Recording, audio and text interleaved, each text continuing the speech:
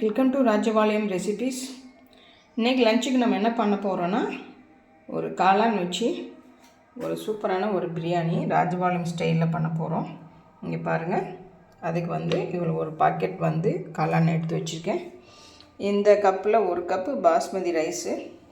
அதுக்கு என்னென்னா, இது ஒரு பவுட்ரு அங்கே இடிப்பாங்க. ஒரு 5-6 முந்திரி பருப்பு, 2 கிராம்பு, குட்டி எல்லாமே கொஞ்சம் கொஞ்சம் தான் பண்ணுறோம். ஒரு பட்டை, ஜாதிபத்திரி, மராட்டி மொக்கு, ஒரே ஒரு லீஃபு, ஒரு ஸ்டாரு, 1/2 ஸ்பூன் சோம்பு, 1/2 ஸ்பூன் ஜீரகம், கல்பாசி, இது வெந்தயக்கிற அந்த தெரியும்ல கஸ்தூரி மேத்தி, அது கொஞ்சமாக மல்லித்தூள், கொஞ்சம் மிளகாய்த்தூள், கொஞ்சம் புதினா, நிறைய கொத்தமல்லி, எல்லாம் ஒவ்வொரு கட்டை எடுத்து வச்சுருக்கோம். இஞ்சி பூண்டு இந்த மாதிரி இடித்து இப்போ ஃப்ரெஷ்ஷாக இடித்து போடுங்க, அப்போ நல்லாயிருக்கும். இது ஆயில் பாதி நெய் பாதி எடுத்து வச்சுருக்கோம். இதுதான் இப்போ பண்ண போகிறோம். வாங்க இது ஒரு 20 நிமிஷம் ஊறி நல்லா களைஞ்சிட்டு 20 நிமிஷம் ஊற வச்சு எடுத்து வச்சுருக்கேன். இந்த குக்கரில் தான் பண்ணுறோம். அதுக்கு 1க்கு 1.5 தண்ணி இல்லை 2 தண்ணி நீங்கள் பார்த்து வச்சுக்கோங்க. ஒரே ஒரு வெங்காயம் தான், 2 பச்சை மிளகாய், ஒரே ஒரு தக்காளி, எல்லாம் பெருசாக இருந்ததுனால நான் ஒன்று சொல்கிறேன். ஒரு பாக்கெட் காளான், இவ்வளோ தான் அங்கே இதுக்கு உள்ளது. இது ரொம்ப ஈஸியாக இருக்கும், ஆனால் டேஸ்ட் வேறு லெவலில் இருக்கும். இந்த பொடி பார்த்திங்கன்னா மேஜிக்கல் பொடின்னு தான் சொல்லணும். இது நம்ம தனியாக இதுக்கு பிரியாணி பவுட்ரு, கரம் மசாலா எதுவும் போட வேண்டாம். நீங்கள் இந்த மாதிரி போட்டு செஞ்சு பாருங்கள், ரொம்பவே சூப்பராக இருக்கும்.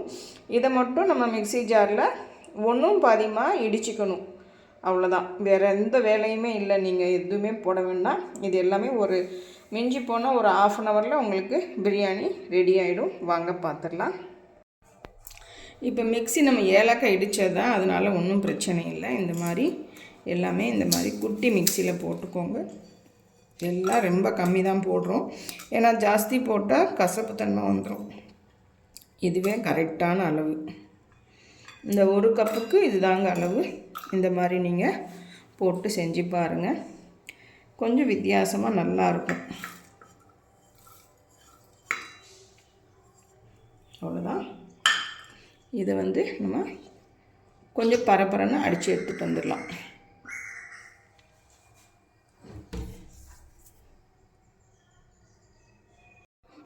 பாருங்கள், இந்த மாதிரி நம்ம ஒன்றும் பாதியமாக அடித்து எடுத்துகிட்டு வந்துட்டோம். இதுதான் நம்ம போட்டு இன்றைக்கி பண்ண போகிறோம். இப்போ ஸ்டவ் ஆன் பண்ணிக்கோங்க. இந்த மாதிரி ஒரு குக்கர் வச்சுக்கோங்க. வச்சுட்டு கொஞ்சம் அது சூடாகினதுக்கப்புறம் தான் இது எல்லாமே போட்டு நம்ம பண்ண போகிறோம்.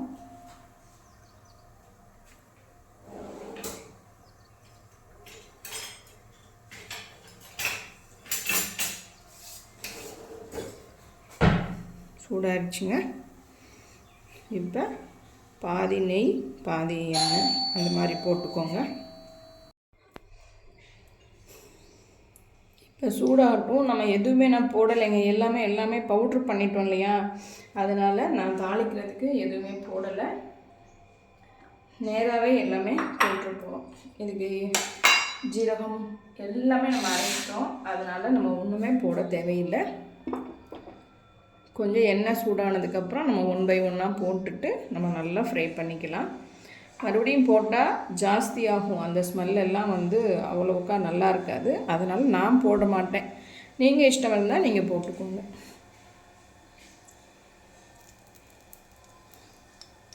இன்னும் கொஞ்சம் எண்ணெய் சூடாகணும். இது வதக்கும்போது வெங்காயம் மட்டும் நல்லா ஃப்ரை பண்ணிக்கோங்க. அப்போ உங்களுக்கு பிரியாணி நல்ல டேஸ்ட்டாக இருக்கும். இந்த மாதிரி உதுத்து போட்டுக்கோங்க.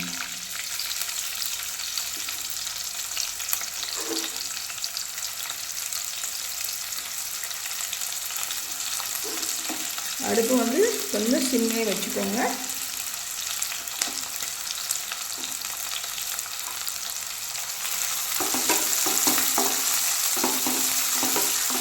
எப்பவுமே நல்லா வெங்காயம் வதங்கிடுச்சுன்னா அந்த எல்லா பிரியாணியுமே நல்லாயிருக்கும். நீங்கள் நல்லா ஒரு பெரிய ஹோட்டலெல்லாம் பார்த்தீங்கன்னா தனியாக வெங்காயத்தை ஃப்ரை பண்ணி அவங்க மேலே தூவி கொடுப்பாங்க. அது ரொம்ப டேஸ்ட்டாக இருக்கும். நானும் நிறையா இது வெங்காயம் இந்த மாதிரி டீப் ஃப்ரை பண்ணி எடுத்து வச்சு போடுவேன். அது ரொம்ப நல்லாயிருக்கும். நீங்கள் ஸ்டார் ஹோட்டலெல்லாம் ஜீரா ரைஸ் சாப்பிட்டிங்கன்னா எதுவுமே இருக்காது, மேலே அந்த வெங்காயம் மட்டும் போட்டு கொடுப்பாங்க. அது அவ்வளோ ஒரு டேஸ்ட்டாக இருக்கும்.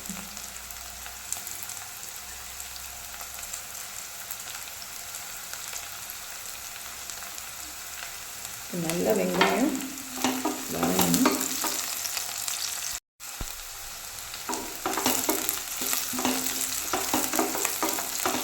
இப்போ ஓரளவு கண்ணாடி பதம் மாதிரி வந்துடுச்சு. இப்போ என்ன பண்ணணும்னா நீங்கள் கொஞ்சம் லைட்டாக சால்ட்டு போட்டுக்கோங்க. பார்த்து போட்டுக்கலாம். இப்போதைக்கு இந்த அளவு போதும். போட்டுட்டு இஞ்சி பூண்டு வச்சுருக்கோம் பார்த்தீங்களா, இந்த மாதிரி கொஞ்சம் பரப்பரனே போடுங்க. அது ரொம்ப டேஸ்ட்டு கொடுக்கும். ஃப்ரெஷ்ஷாக தான் எனக்கு போடுவேன், நான் எப்போயுமே எடுத்து வைக்க மாட்டேன். இப்போவே பார்த்தீங்கன்னா வீடே மணக்குது, பிரியாணி வாசம் வந்துடுச்சு. நான் இந்த நெய்யில் வந்து வெங்காயம் கலந்து வேகும்போது சூப்பராக இருக்கும். இப்போ இந்த சமயத்தில் வந்து நம்ம எடுத்து வச்சுருக்க கொத்தமல்லியில் பாதி போட்டுடலாம். புதினா ஒரு கைப்பிடி. இந்த ரெண்டும் தான் நல்லாவே உங்களுக்கு டேஸ்ட்டு கொடுக்குறது.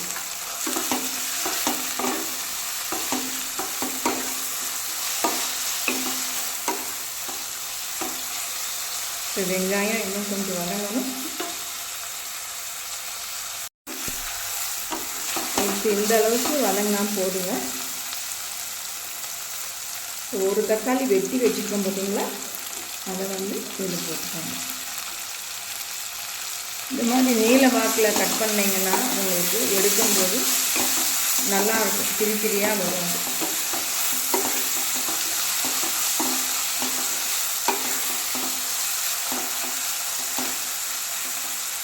தக்காளி மசிச்சு வர வரைக்கும் என்ன பண்ணுறோன்னா இதை வந்து காஷ்மீரி சில்லி போட்டுடலாம். இது எல்லாமே ஒவ்வொரு ஸ்பூன் தாங்க, ஜாஸ்தி எல்லாம் இல்லை, அவ்வளோதான்.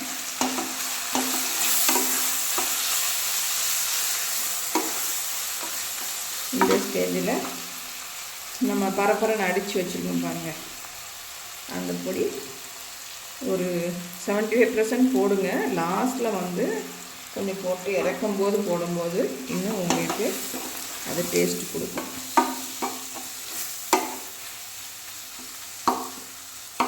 இப்போ தக்காளி நல்லாவே வெந்துடும் இந்த மாதிரி அடித்து கொடுத்தீங்கன்னா. காளானை வந்து ஃப்ரை பண்ணி போடுறவங்களும் இருக்காங்க.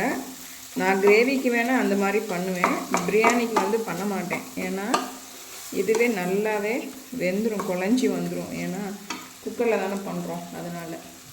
இப்போ கொஞ்சம் பெருசாக எடுத்து கட் பண்ணி வச்சுருக்க காளான் போட்டுக்கோங்க. கொஞ்சம் இந்த மாதிரி கொஞ்சம் பெருசாகவே கட் பண்ணிக்கோங்க, அப்போ தான் நல்லாயிருக்கும்.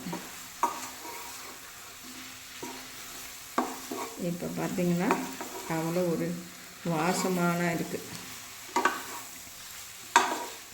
இப்போ இந்த ஸ்டேஜில் நம்ம அரிசி போட்டுக்கலாம்.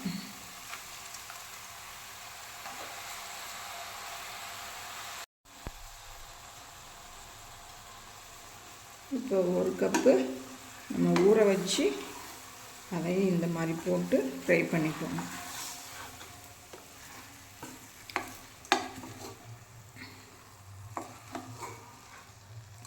ரொம்பவும் கிண்ட வேண்டாங்க, இந்த மாதிரி கலந்து மட்டும் கொடுங்க போதும்.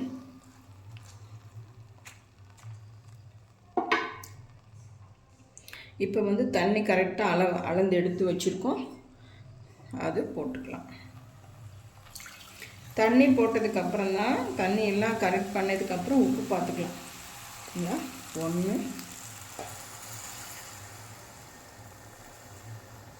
2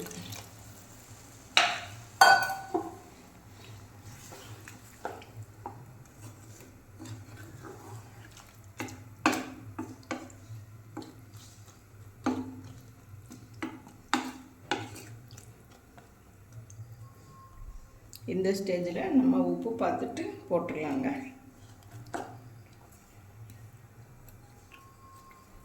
உப்பு சுத்தமாக இல்லை, உப்பு போட்டுக்கலாம்.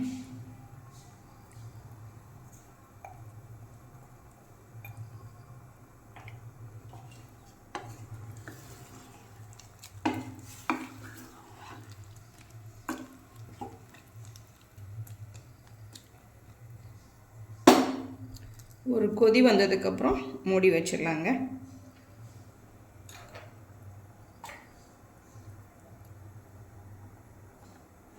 மூடி வச்சுட்டு ஒரு 2 விசில் போதும், நீங்கள் எடுத்துடலாம்.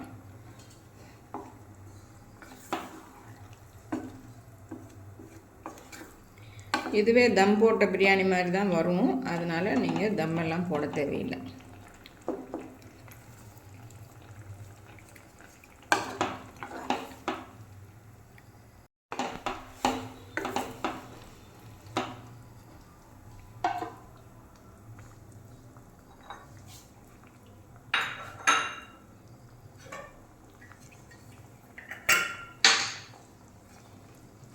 இப்போ நம்ம மூடி வச்சிடலாங்க. இப்போ மூடி போட்டாச்சுங்க. ஒரு 2 விசில் வந்ததுக்கப்புறம் நம்ம எடுத்து பார்த்துடலாம். இப்போ 2 விசில் வந்து எடுக்க போகிறோம் பாருங்கள். விசில் அடங்கிடுச்சு. இப்போ திறந்து பார்க்கலாம்.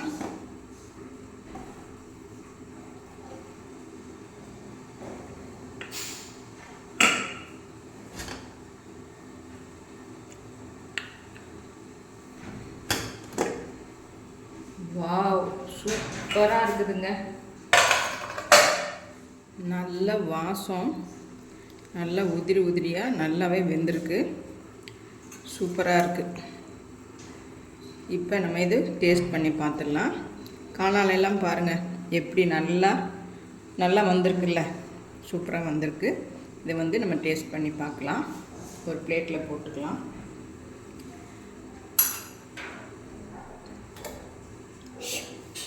நல்லா கொதிக்குதில்ல, அதனால் உடனே சாப்பிட முடியாது.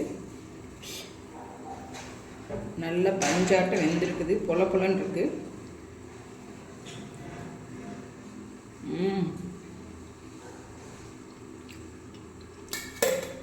அட்டகாசமாக இருக்குங்க. இந்த பவுடர் வந்து மேஜிக்கல் பவுடர்னு தான் சொல்லணும். அவ்வளோ நல்லா இருக்கும்.